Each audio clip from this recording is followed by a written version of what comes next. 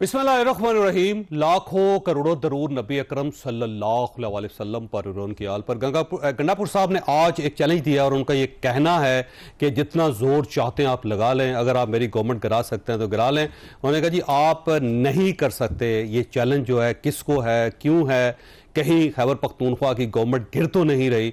बड़ा सवाल है जो आज के शो में हम डिस्कस करेंगे। और साथ साथ जो दहशतगर्दी है पाकिस्तान के अंदर, उसके अंदर भी मुसलसल इजाफा होता चला जा रहा है। आज बाजोड़ में एक दहशतगर्दी की वारदात हुई जिसमें असिस्टेंट कमिश्नर और उनके साथ तहसीलदार दोनों शहीद हो गए, साथ 2 पुलिस एहलकार भी शहीद हो गए और एक आम शहरी भी इसका शिकार हो गया। तो पाकिस्तान के अंदर खैबर पख्तूनख्वा के अंदर दहशतगर्दी में भी इजाफा हो रहा है और साथ साथ सियासी तौर पर भी बहुत सारी तब्दीलियाँ खैबर पख्तूनख्वा के अंदर आ रही है। क्या वाकई कहीं गवर्नमेंट की तब्दीली आ रही है खैबर पख्तूनख्वा में? बड़ा सवाल है जो आज की शो में हम डिस्कस करेंगे। हमारे साथ तशरीफ रखते हैं इख्तियार वली खान साहब, कोऑर्डिनेटर हैं प्राइम मिनिस्टर साहब के और खैबर पख्तूनख्वा के अफेयर्स देखते हैं। इनके साथ नियाजुल्लाह न्याई साहब हैं, तर्जुमान हैं पाकिस्तान तहरीक इंसाफ के, और इमरान खान साहब के, और उनके साथ हाफिज हमदुल्ला साहब हैं, JUI के साथ इनका ताल्लुक है। इख्तियार साहब, ये वाकई कोई गंडापुर साहब की गवर्नमेंट को गिराना चाहते हैं आप? बिस्मिल्लाहिर्रहमानिर्रहीम। बहुत शुक्रिया जावेद चौधरी साहब। हमारा बिल्कुल ऐसा कोई इरादा नहीं है। We don't have any intention. जोर तो बहुत लगा रहे हैं आप। नहीं सर, कोई इंटेंशंस नहीं है इस तरह।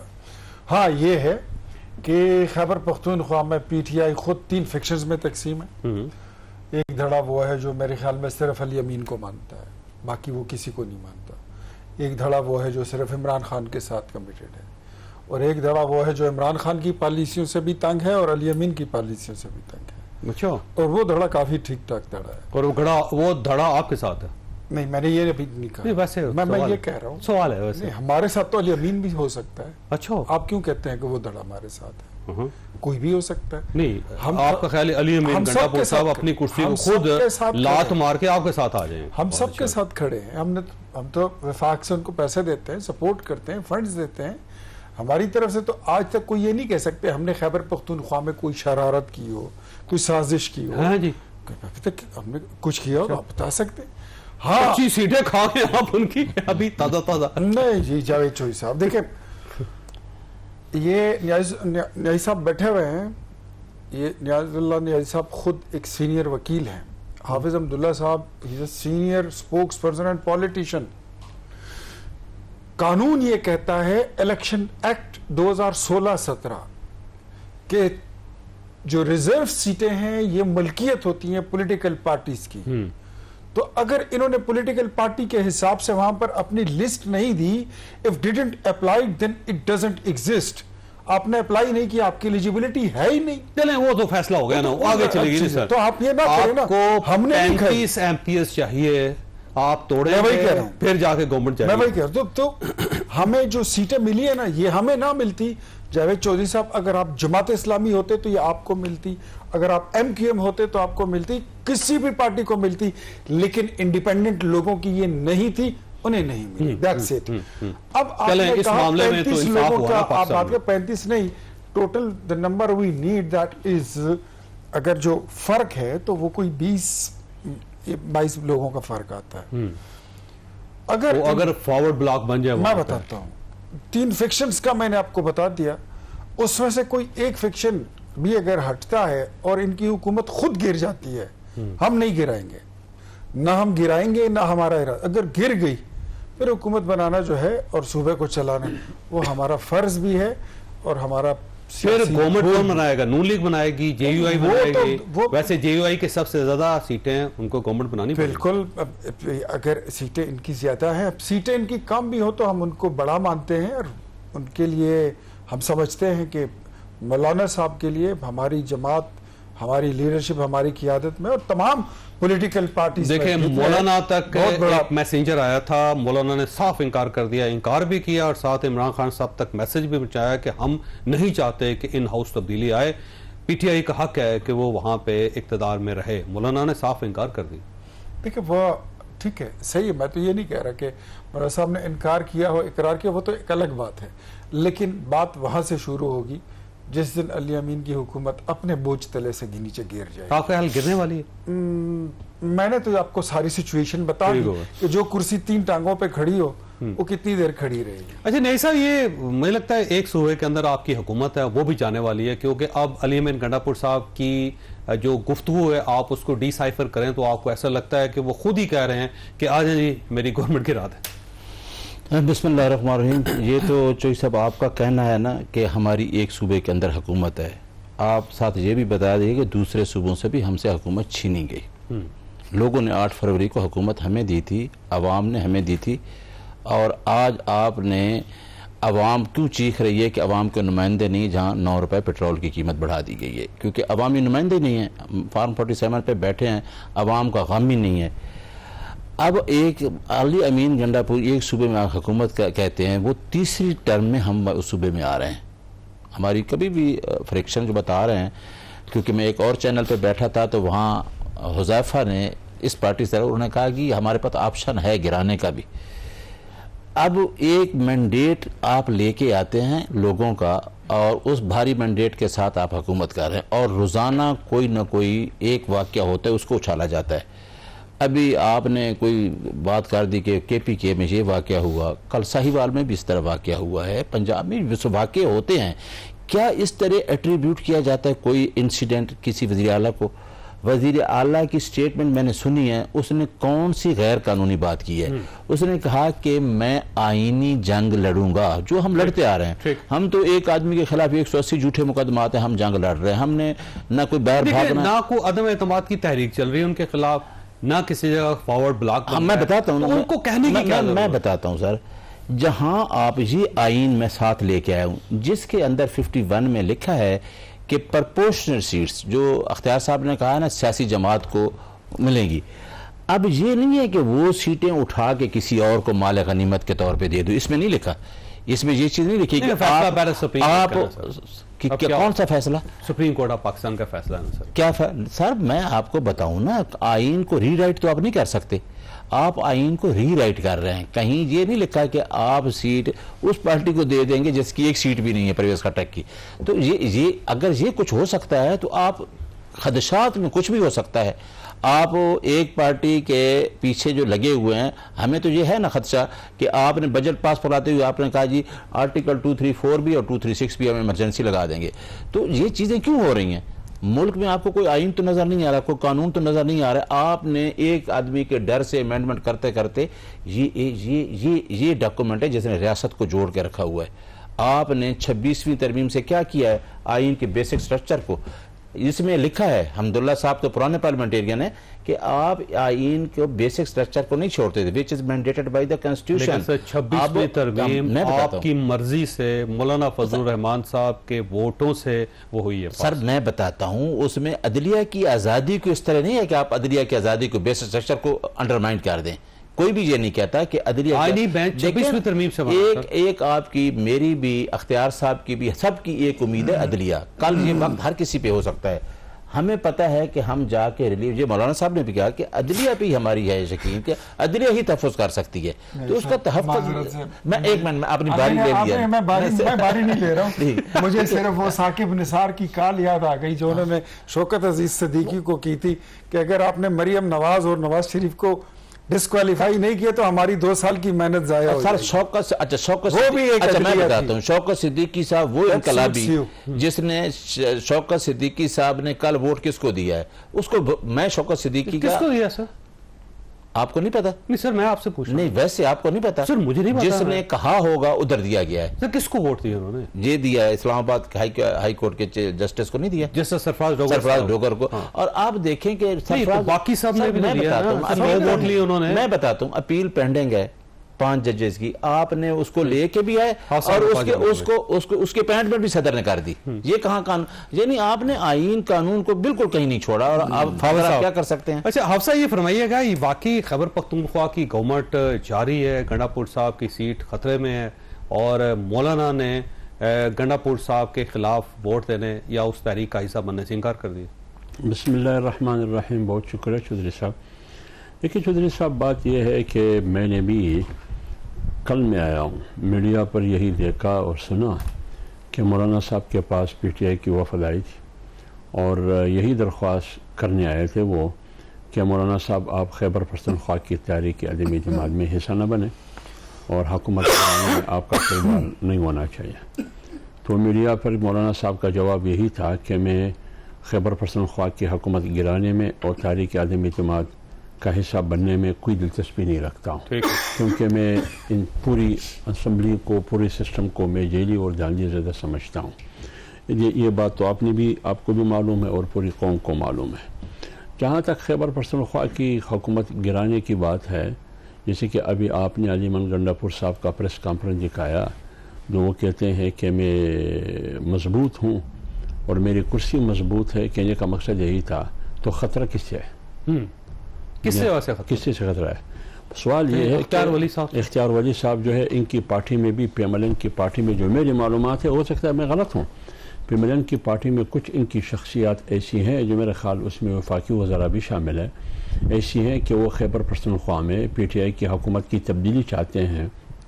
वो अपने लाडले को चीफ मिनिस्टर बनाना चाहते हैं। किसको? उनमें से एक किसको? देखते हैं कौन लाडला सर वहाँ पे? खैबर पख्तूनख्वा में कौन सा लाडला? इनकी पार्टी में ऐसी शख्सियात है कि उन शख्सियात में से कुछ ऐसे जो अपने प्यारे लाडले बेटे को चीफ मिनिस्टर बनाना चाहते हैं। वो कौन सा? दूसरी बात यह है कि खैबर पख्तूनख्वा में PTI की हुकूमत है। PTI की सफ़ू के अंदर कुछ ऐसी अफराद और शख्सियात है कि वो अली अमीन गंडापुर को तब्दील करना चाहते हैं और देखना चाहते हैं। तो लिहाजा अगर अली अमीन साहब की हुकूमत को ख़तरा है तो जमीयत से ख़तरा नहीं है, या तो ख़तरा PMLN से है और वो भी इस मकसद के लिए नहीं, वो एक शख्स है, वो अपने लाडले को चीफ मिनिस्टर बनाना चाहते हैं। और दूसरी बात यह कि खैबर पख्तूनख्वा में PTI की हुकूमत के अंदर में से, असम्बली के अराकीन के अंदर में से PTI को ख़तरा है। मैं यही कहने लगा था। मुझे ब्रेक लेना है, यहाँ आगे बात नहीं करनी, छोटी ब्रेक, अब ब्रेक का दोबारा हाजिर होते हैं।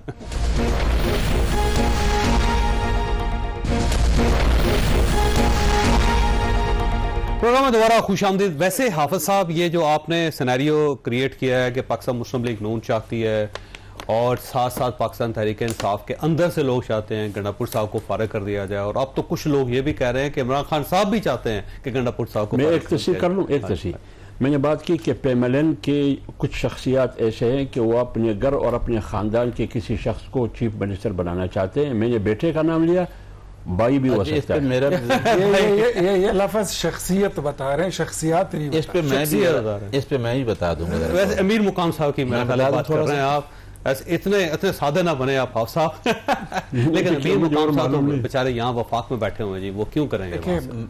नहीं तो वफाक में और कौन नहीं बैठे जो सुबह में उनका वज़ीर आला है घर का? क्या वफाक में शहबाज शरीफ वज़ीर आज़म? अगर आप साथ नहीं देंगे तो वहाँ पे कोई तब्दीली नहीं। वफाक में शहबाज शरीफ वज़ीर आज़म है ना, तो मरियम नवाज कौन है?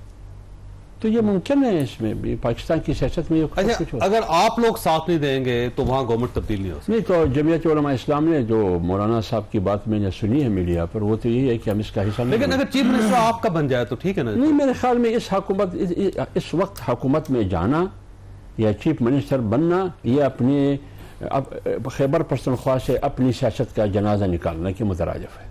ठीक है, मैं ये कह रहा हूँ। ठीक हो गया। नहीं सर, ये वाकई खतरा है कोई पार्टी के अंदर जो आज भी पार्लिमानी पार्टी, बल्कि पार्लिमानी पार्टियों का इजलास हुआ है, उसके अंदर गंडापुर साहब के लोग मथे लग गए, उन्होंने कहा जी आप बजट क्यों पास किया आपने और आप होते कौन है और वगैरह वगैरह, वहाँ पे ठीक ठाक एक तो शोर हुआ। एक तो अख्तियार साहब की स्टेटमेंट और PMLN से अभी मैं टीवी पे गया, हुज़ैफा की स्टेटमेंट भी आपस में नहीं मिलती।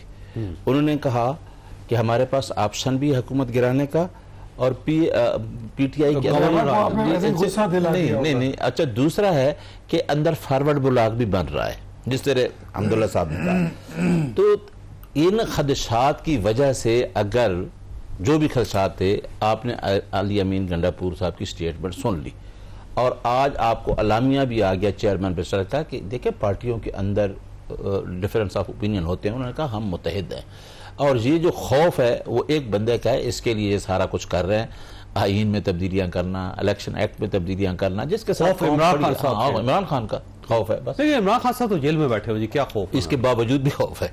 इसके देखिए, मुझे, मैं उनका स्पोक्स पर्सन हूँ, हाई कोर्ट के लार्जर बेंच का ऑर्डर है। मैं तो आपसे बार बार हर प्रोग्राम में आपको कहता हूँ कि मेरी मुलाकात नहीं होने देते, कि स्पोक्स पर्सन या जनरल सेक्रेटरी ये खुद एक पार्टी को रिप्रेजेंट करते हैं, खान साहबा की मुलाकात नहीं होती। सर ऑर्डर है, देखिए ना, हम यही कहते हैं कि 26वीं तरमीम के बाद जजेस के पास क्या रह गया, उसका एक डिप्टी सुप्रीडेंट ऑर्डर नहीं मान रहा, और 3 जजेस का ऑर्डर है लार्जर बेंच का कि जी आप मुलाकात करवाएं। और हम आपको क्या बताएं, आप बैठ के पूछते हैं। मैंने उस दिन भी कहा था कि आप जाएं, आप खुद जाके, आप कोई मीडिया का आदमी जाए, इमरान खान की खुद स्टेटमेंट लेके आए। अच्छा, वैसे इख्तियार से ये फरमाइए कि ये जो फॉरवर्ड ब्लॉक बनेगा, अगर कोई बन रहा है खैबर पख्तूनख्वा में, तो क्या सिर्फ वो वहां पे बनेगा या वफाक के अंदर भी बन जाएगा?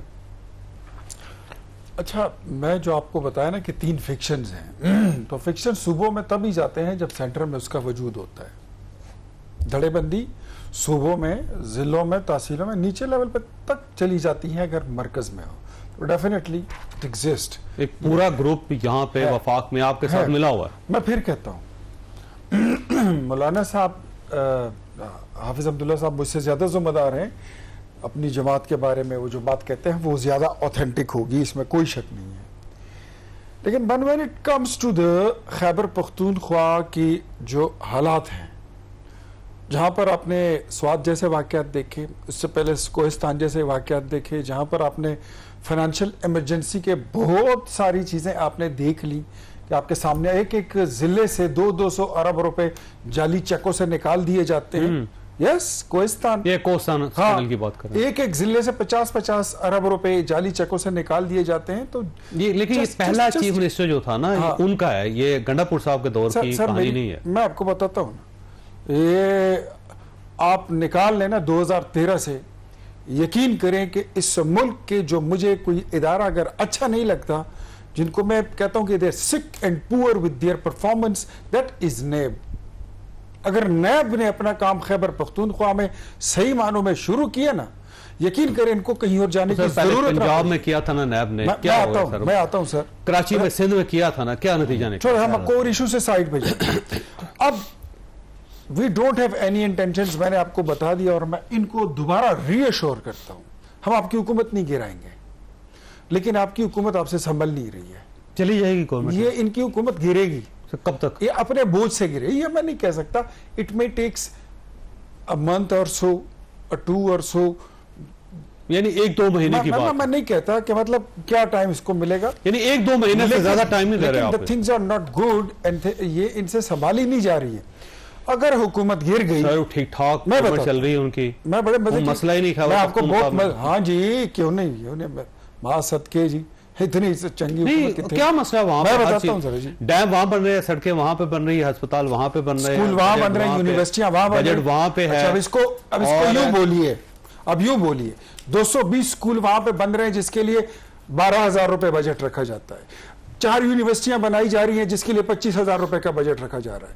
2,500 स्कूल ऐसे हैं जिसमें बच्चों के लिए पीने का साफ पानी नहीं है। 3,000 स्कूल ऐसे, सर वहां पर तो कह लेना बुरे लोगों की हुकूमत है, एक जमाने से बुरे लोग हुकूमत कर रहे हैं। यहां पर तो वो लोग हुकूमत कर रहे हैं जो बुरे लोगों को रिप्लेस करके आए थे।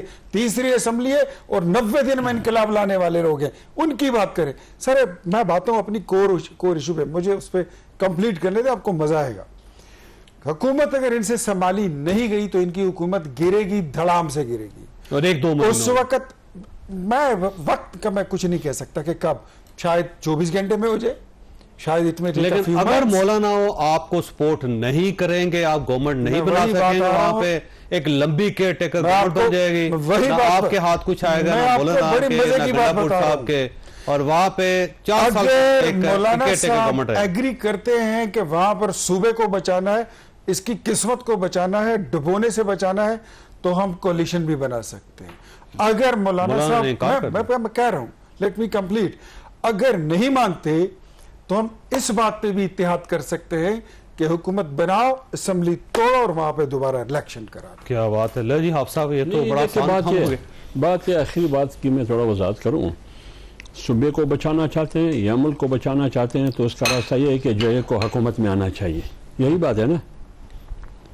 हम तो पूरे मुल्क की बचाने की बात करते हैं जिसमें खैबर पख्तूनख्वा भी शामिल है। वो इसलिए कि मुल्क को खतरा है आपकी हुकूमत से, हम तो पूरे मुल्क में इंतखाबात चाहते हैं। पूरे मुल्क में साफ और शफाफ इंतखाबात नहीं हुए।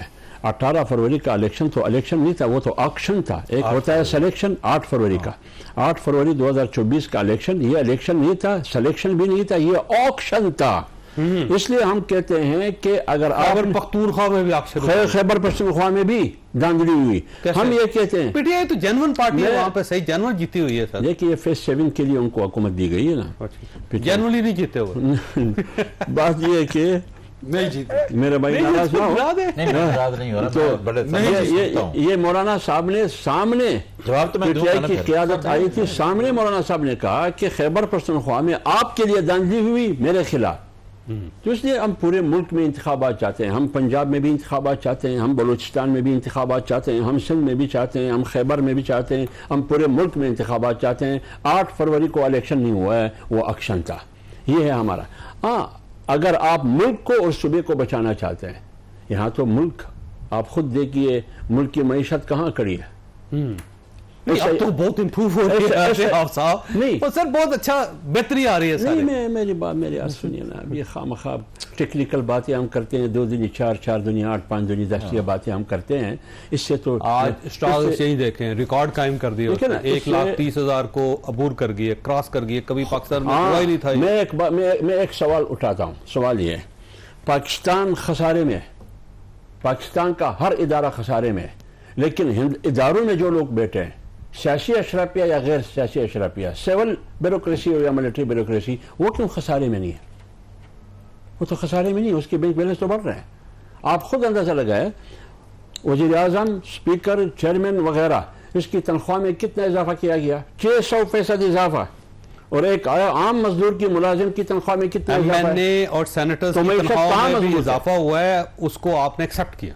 नहीं, आप ना ले तनख्वाह। मैं क्या कर सकता हूँ? मैं आप ना ले। हमने मुखालफत की है। नहीं सर, आपने मुखालफत की है। आप इंकार कर दें कि हम पुरानी तनख्वाहों पे। नहीं, अगर फर्ज करे हम तनख्वाह ना ले तो ये पैसा कहाँ जाएगा?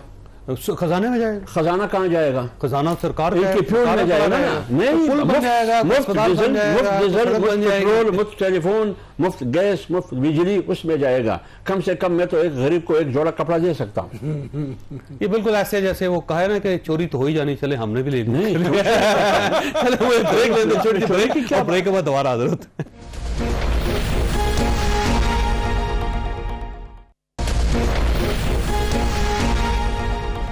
प्रोग्राम में दोबारा खुशामदीद। नहीं सर, ये फरमाइएगा, अब 2 फैक्शंस तो आपकी पार्टी के अंदर बन ही गए हैं। अब जो आपके लीडर हैं, जो मानी लीडर हैं इमरान खान साहब, वही चाहते हैं कि 10 मुहर्रम के बाद एक तहरीक चलाई जाए। उन्होंने अपनी बहनों के जरिए मैसेज दिया बाहर। और साथ जो लाहौर की आपकी क़यादत है, जिसमें ज़ाहिर डिप्टी चेयरमैन भी हैं शाह महमूद कुरैशी साहब और 5 लोग हैं, उन्होंने कहा नहीं जी मुज़ाकरात करने चाहिए। अब पार्टी में बहुत सारे लोग कहते हैं सिर्फ मुज़ाकरात पे फोकस करें, कोई तहरीक नहीं चलेगी।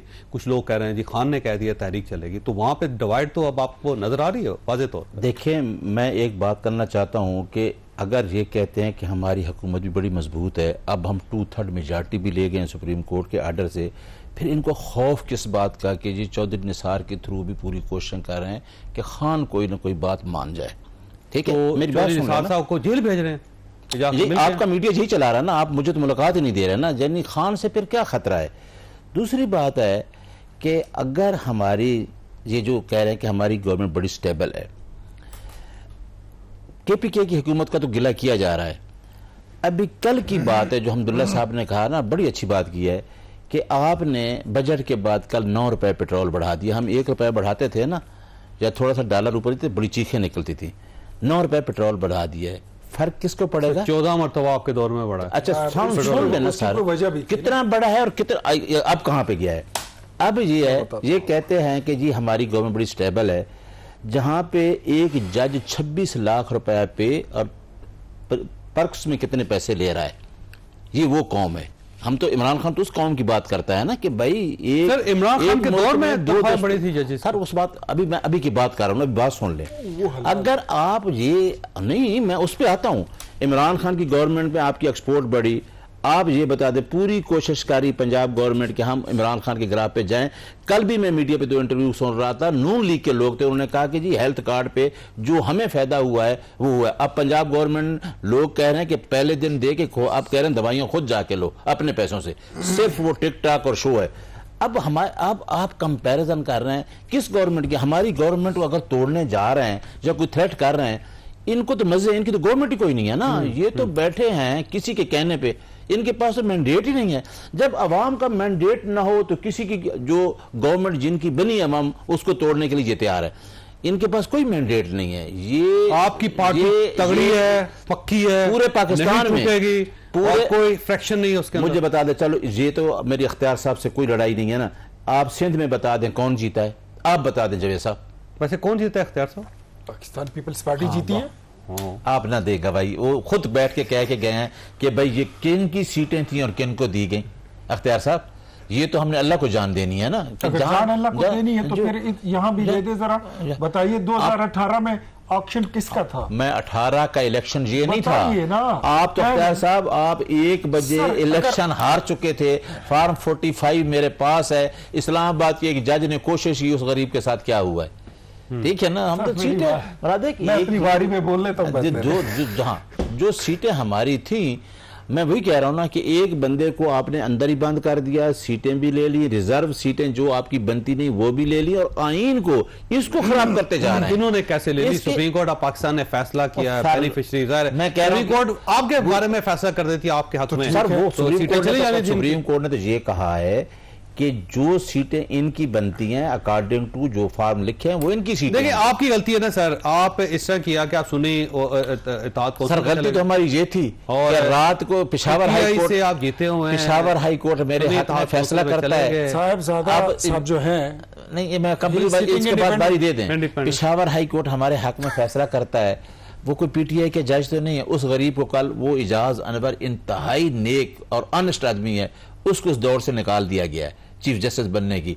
उन्होंने सैयद अरशद अली शाह साहब, वो आप अपना दौर देख लें, अपना जमाना देख लें। हमने कभी जुडिशरी को नहीं छेड़ा, इमरान खान ने कभी जुडिशरी को छेड़ा है? आज तक इमरान खान ने जुडिशरी को नहीं छेड़ा, नहीं छेड़ा। काजी फायद ईसा साहब कौन थे? सर काजी फायद ईसा खिलाफ मैं तो आज भी कहता हूं, मैं आज भी कहता सर, मैं एक काजी फायद ईसा साहब के खिलाफ उन्होंने रेफरेंस बनाया था कि वो चीफ जस्टिस बने। मैं तो आज भी कहता हूं कि काजी साहब का रेफरेंस बिल्कुल ठीक था। पता क्यों? कि काजी साहब तो पैसे लेके गए हैं और सर ये इमरान खान साहब ने माफी मांगी, इन्होंने खत्म करवाया, काजी गलत हुआ था, जाके चैम्बर में खत्म। वो जो चेयरमैन नेब था, काजी साहब तो पैसे लेके गए हैं, पूछे जस्टिस जावेद उनके साथ क्या किया था? जस्टिस जावेद इकबाल के साथ क्या सर हमने तो कुछ भी, हमने इमरान खान ने कहा कि ये सुल्तान सिकंदर है, मैं उस टाइम एडवोकेट जनरल था, और नैब का चेयरमैन है जावेद इकबाल। मैं कभी भी, ये मैं आपको ऑन रिकॉर्ड कह रहा हूं, क्योंकि जो कॉन्स्टिट्यूशनल हेड हैं, मैं कभी नहीं कहूंगा कि आप मेरे पास आके मेरे मुझसे इंस्ट्रक्शन लें। दूसरा उन्होंने कहा कि इसका आर्टिकल 218 कहता है फ्री फेयर इलेक्शन कराना, आप करा दें, हुआ तो आपने आप साहब के पास जाना है इस पे। उस वक्त भी आप मैं बोलूं? हाँ बोले। देखिए एक तो 2018 की इलेक्शन की ये बात नहीं करते। मैं इनको हमेशा कहता हूं कि आप जब भी बोलते हैं आप आधी आयत पढ़ते हैं, आधा वाकया सुनाते हैं। आप भी पिछली आयत पढ़ लिया करें ना ये 2024 भी हम तो पूरा खत्म करते हैं, हम तो पूरा 2024 से शुरू करके हम तो अलिफ लाम मीम से लेके नास तक पढ़ते हैं और उसकी जिम्मेदारी भी लेते हैं, एक एक लफ्ज पे ईमान भी रखते हैं। ये मैं कहता हूं इनको कि 2018 में अगर मंडी ना लगती और मंडी ना लगाई जाती, ऑक्शन और नीलामियां ना होती, लोगों की वफादारियत तब्दील ना होती, तो क्या आपकी हुकूमत बन सकती थी? क्या ये प्राइम मिनिस्टर के बोर्ड पर उस पर इमरान अहमद नियाजी का नाम आ सकता था? नेवर। तो बुनियाद ही गलत है। अब बात आप करते हैं कि जुडिशरी के साथ, तो जो आपने justice retired Javed Iqbal chairman नेब को एक खातून के जरिए जितना ब्लैकमेल किया, और उस बंदे ने फिर पूरी अपोजिशन को तुन के रख दिया था, जेयूआई के लोगों को, मुस्लिम लीग के लोगों को, किसको बख्शा था? किसी को नहीं बख्शा। और फिर उसके बाद आप बात करते हैं कि आज महंगाई पे पेट्रोल, यार मैं तो फिर कहता हूं। अच्छा वैसे ये सारे तोहफे आप लोगों के थे, जैसे तो, जावेद इकबाल साहब को आपने लगाया था भाई, याद करें सर, उसको ब्लैकमेल किया गया ना एक खातून के जरिए, ब्लैकमेल किया आदमी आपने चेयरमैन। मुझे ये बता हो कब कमाल करते हैं आप। मुझे ये बताइए, मैं सिर्फ ये पूछना चाहता हूँ, हम तो चलो है ही खराब लोग ना, आप तो ना पीपल्स पार्टी जैसे हैं, ना जेयूआई जैसे हैं, ना एमक्यूएम जैसे हैं। मुझे वक्फा लेने हादसा के पास सवाल छोड़ के जाता हूं मैं, ये वक्फा लेने। अच्छा तो ये बताइए कि 65 रुपए का पेट्रोल था, आप कहते थे कि हम 40 रुपए में देंगे, हमें वोट दे दो और 90 दिनों में सिस्टम ठीक करेंगे। 5 रुपए बिजली का यूनिट है, 2 रुपए में मिलेगा। आपने उस 2022 के बाद ना आपकी बातें आपके मुंह से अच्छी नहीं लगती वैसे, यकीन करें, जो तबाही हुई ना इकोनॉमी की 2022 के बाद की कीमतों में, आप माने ना माने, की कीमतों आप माने ना माने, मैं अगर वीवर भी मानते हैं नहीं मानते हैं, लेकिन 2022 के बाद हमने सियासत गंवाई है, हमने मुल्क बचा के दिया। मुझे ब्रेक लेने हाफ साहब ये फरमाइएगा कि अगर इसके बावजूद अगर खैबर पख्तूनख्वा में गवर्नमेंट चली जाती है तो आप क्या इमरान खान साहब के साथ मिल के सड़कों के ऊपर मार्च करेंगे, एहतजाज करेंगे, खामोशी इख्तियार करेंगे? छोटी सी ब्रेक हो, ब्रेक के बाद दोबारा हाजिर होते हैं।